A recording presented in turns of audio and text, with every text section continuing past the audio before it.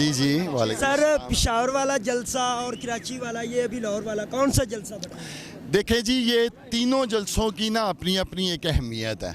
कराची का जलसा भी पाकिस्तान की तारीख़ का कराची का सबसे बड़ा जलसा था। इसी तरह जो पिशावर का जलसा है वो पाकिस्तान की तारीख़ का पिशावर का सबसे बड़ा जलसा था।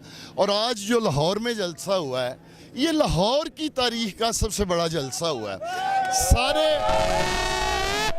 सारे जलसे जो इमरान खान साहब के हुए हैं वो सारे जलसे ही बड़े ज़बरदस्त, बड़े कामयाब और इनकलाबी जलसे हैं, रेवोल्यूशनरी जलसे हैं। और मैं समझता हूँ कि इस वक्त इमरान खान के जो जलसा गाह है वो जलसा गाह का मंजर नहीं पेश करती।